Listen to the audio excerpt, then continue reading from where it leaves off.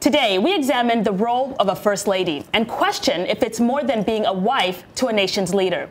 Welcome to our voices. Winnie Mandela, South African anti-apartheid activist and politician, once said, "The life of the president's First Lady would not have been for me. And I don't know how I would have been as a housewife." I'm Ayan Bior. And I am Hadiza Kiari. And I'm Oriane Itangishaka. And I'm Haiti Adams Fitzpatrick. African First Ladies don't always work in the spotlight, but they lead by example, rallying support for social issues and even shaping foreign and domestic policies. They gravitate towards complex social problems involving education, infant mortality, women's health and economic empowerment, as well as HIV and AIDS, to name a few. But what is a First Lady actually supposed to do? And just how powerful is that position? Some African First Ladies are using their platform to bring about change. Salem Solomon has the story. In Africa, First Ladies lead by example. They often lack legal authority, but nonetheless rally support for social issues and even shape foreign and domestic policies. What we've seen in some of the countries in Africa, and you see it here in ways as well, is that the First Ladies are considered and sometimes called the mother of their country. And the ability to shape attitudes and behaviors at local level by going into the communities and meeting with local villagers and local populations can sometimes be more powerful than authority. African First Ladies focus on complex issues: education, women's health, maternal mortality, women's economic empowerment, and healthcare. They are the mothers of their country, and they have the mantle to be able to advocate for the needs of vulnerable populations, women and children, and then also now we're branching into a wider agenda, and that is globally development. So there's a lot of work that has been done with regards to progress in the HIV/AIDS response. African First Ladies focus on a range of signature issues. Many advance their work through foundations. So we've got a foundation which is called the One Economy Foundation, and that's centered around an idealistic pursuit of bringing our two very disparate economies closer together. I think it's the same issue in South Africa and other African countries. So what we try and do is we try and do programs that really sustainably lift people out of poverty. But First Ladies also work for change by calling their country's legislators and judiciaries to do more. Nobody is actually being reprimanded when you rape a child. Nothing comes out of it. There's always a leeway. So it's your voice against my voice, you know, and whoever have the loudest voice, of course, they're going to listen to. So whoever have the most political support, they're going to listen to. Those are things I want to change. I want to change that because I want the judiciary to also start understanding that a victim cannot be victimized twice. First Ladies across Africa are working on these and a host of other issues, but they also have a lot of untapped potential, according to Newman.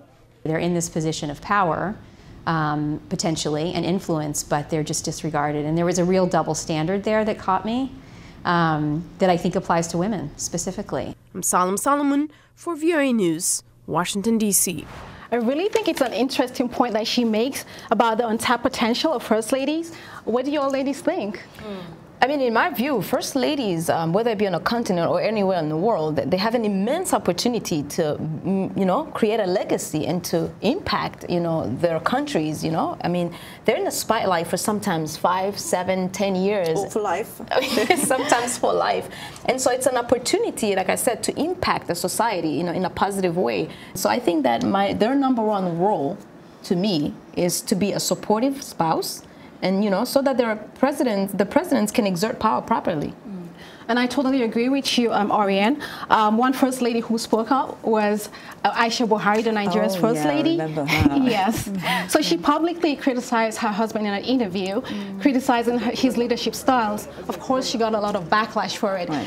from men, but particularly from women. Yeah. And you would think that it would come mostly from the north where she's from, because it's almost as a taboo for you to, you know, speak against your husband. But it was like worldwide. It went viral. Everyone was. It did go viral, and I remember following the conversation on Twitter. It was very contentious, but you know what? I'm just glad that she spoke up, because there's a lot of first ladies in countries like South Sudan, Cameroon, you know, countries that are undergoing conflict right now, and we don't hear from the woman behind the man who's running the state. So kudos to Mrs. Bahari for speaking up.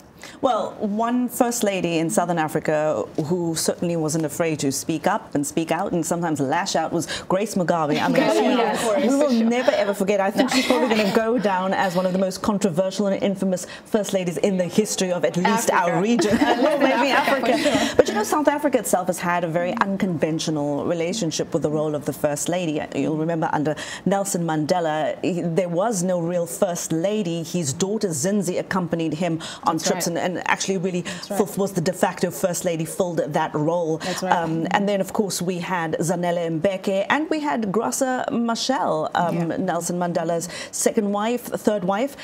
She, of course, when he married her, she was first lady for a very short period of time. But it's always been a very ceremonial position in South Africa. I think the most interesting situation we had was when Jacob Zuma was president, and we had 4 first ladies at once. We had first 3 and then 4. First ladies, all of them? Well, there was a bit of a running joke because we would have the first lady and the second first lady and the third first lady. But, you know, this was obviously no surprise really to the nation, because as he came to office, we knew that he was in a polygamous marriage, and polygamy is not illegal in South Africa. So, you know, that part we knew was very traditional. But I think where the shock did come in was when we got the bill for their upkeep. And so I think that's when it really became a problem, when you have 4 first ladies who are not really seen to be doing much in terms of charity work or helping the less fortunate. But when you get that bill... For their defense, I mean, I would ask, should we expect something from them, or should we require something of them? That, you know, they're just their wives. Well, I think when there are 4 of them and they are not really seen to be doing much in a country where so many people have to go without, you'd want to get something for your money, and taxpayers would like to see them do something. I think the reason behind that is just because there is no legal and constitutional guidance as far as the role of what a first lady should look like. The first lady should be the next most powerful person after the president, and should maximize that position. I agree. And a lot of them actually advocate for issues that they care about, you know, health, education. And Nana Agyemang-Rawlings, of the former First Lady of Ghana, really exemplifies that. She didn't have a role in her husband's office. You know, she wasn't elected as her husband was, but she didn't let that stop her. And so she advocated for laws that were favorable to women in Ghana. And today, you know, she's really known as setting the standard for what the first office, the First Lady's office in Ghana looks like. So kudos to her. But I think that sometimes that's a good thing to do. But sometimes when some women, some first ladies, when they become very active politically in their countries, they are accused for meddling in states affairs. And sometimes you find, like, for example, a clear example is in Ivory Coast, when Simone Gbagbo at that time in 2010, when she was involved politically and helped her husband, she went down with him when things went sour. And so you saw she was accused of war crimes, and actually she was lucky she was acquitted for those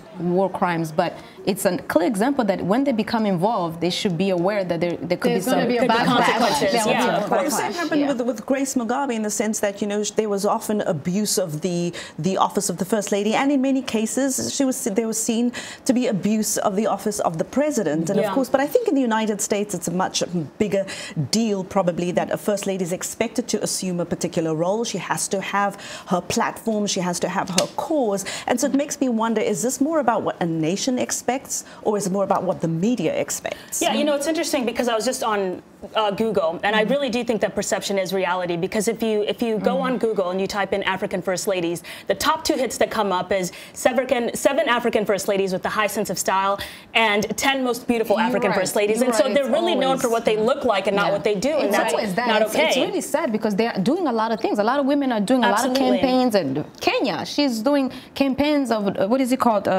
the Beyond Zero campaign, that's you saying that no women should die when they're giving birth. You know, in Uganda, she's a minister of education, but we never see those in the media. And that's an interesting point you make, because in West Africa, you better be eloquent as well as stylish. I mean, if you're going to be a first lady, otherwise the media are going to cheer you up. And we've seen example, Patience Goodluck Jonathan, she got chewed up by the media, and this was because she addressed a group of widowed women as, and I'll quote, "my fellow widowers," for someone whose husband is still alive.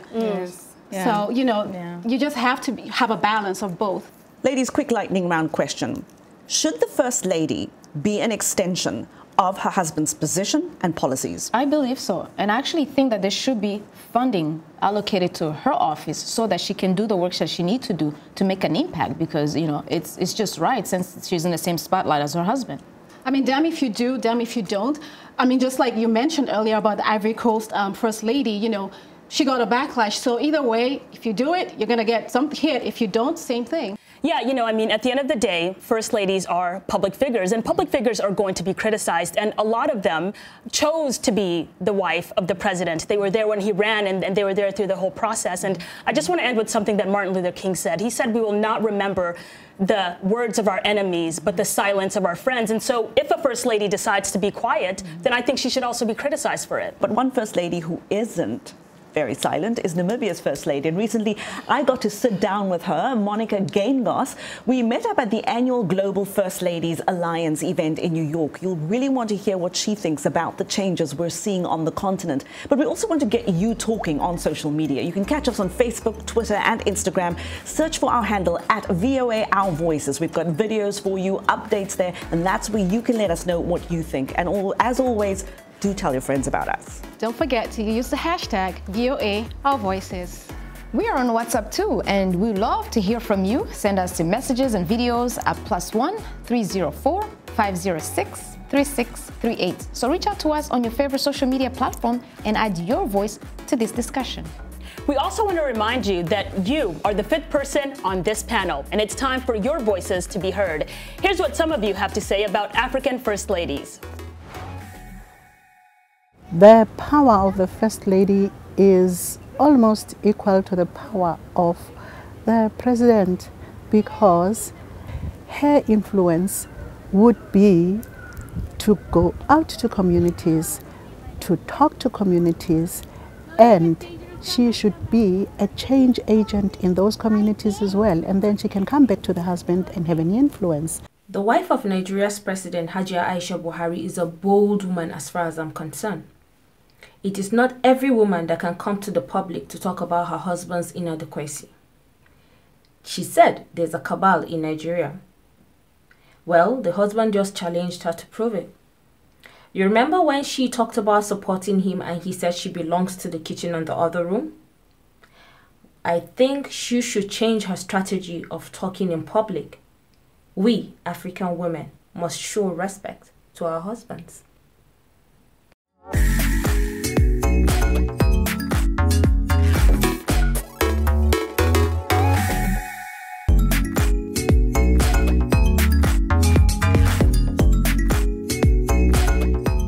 Voices, we're talking about the news and issues you're talking about. Sharing stories of development and growth across Africa, around the world, and in our lives. Topics that inform, empower, and change the rules. It's time for Our Voices. With me, Haiti Adams Fitzpatrick. And Hadiza Kiari. And Ayan Bior. And Orion Itangi Shaka. Join us on Facebook at VOA Our Voices. It's time for Our Voices.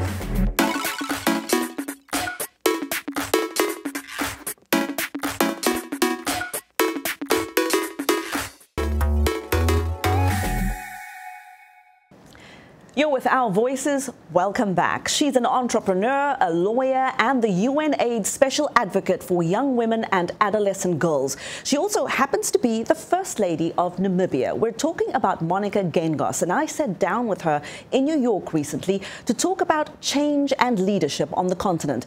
And I began by asking her what she thinks Africa's getting wrong and what it's getting right about equity and equality for women. So Namibia has got excellent representation of women in politics, and I think generally African countries are getting their legislation right, where there isn't legally constructed barriers for women. What we're not getting right is breathing life into that legislation.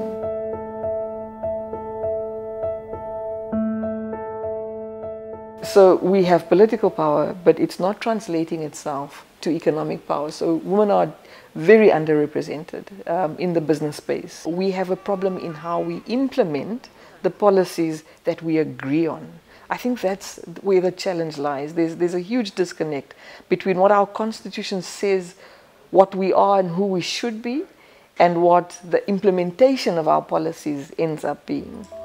Juggling multiple roles is all in a day's work for Geingos. She didn't give up her job as a lawyer, but says becoming First Lady wasn't exactly a role she imagined for herself. This was a job that came to you. You didn't apply for it. And it doesn't come really with a job description. You've got to write one for yourself, essentially. What were some of the challenges that you faced early on in this position, and how did you overcome that? I think that's the crux of the challenge I faced. It's the fact that it's an unelected role with no clear mandate. Because the role of a First Lady is really premised on unearned privilege, you need to be conscious of that and say, I have social capital as a First Lady, which I didn't work for. So the least I could do with the social capital is use it to help others.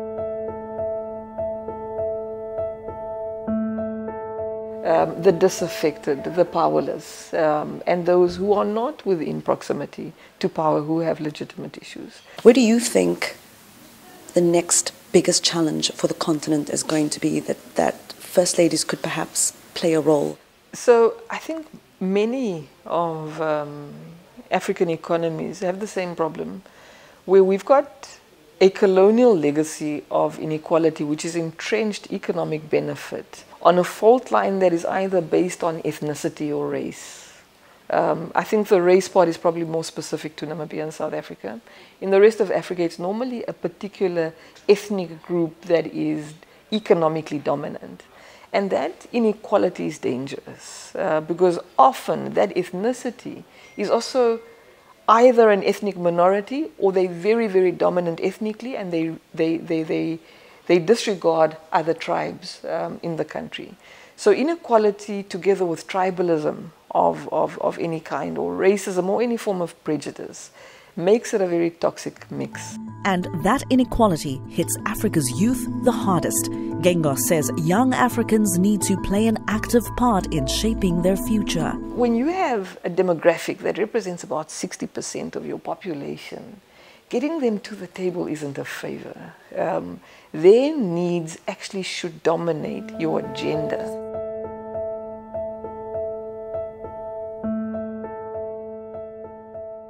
How are we making sure that our services are catering for the needs of the youth? The youth demographic needs to have enough economic and political power, obviously the ones who are old enough, to be placed in positions of authority. You need more of them as technocrats because they need to understand the issues that they resolve. So I'm not saying somebody older can do nothing for young people, but I'm also saying that young people should be right there at the decision, at the policy level, the decision-making level, and the implementation level.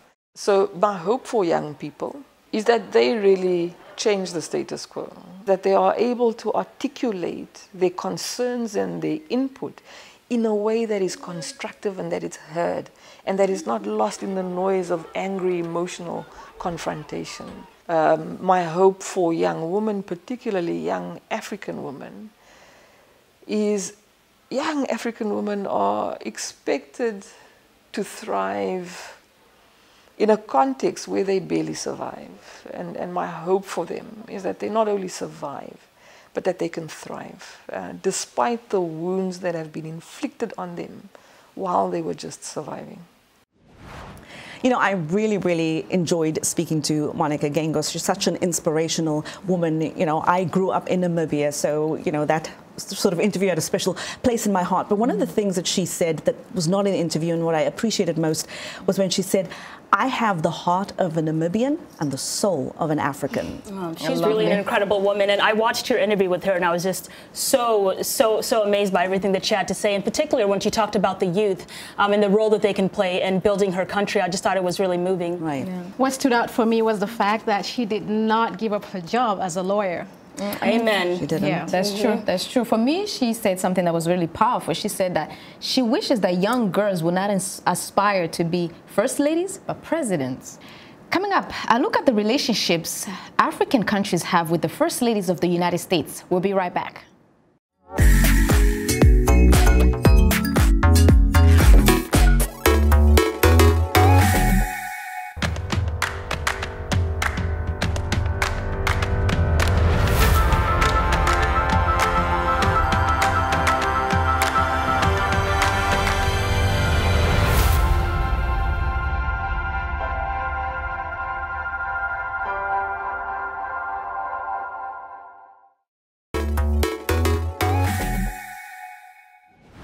Welcome back.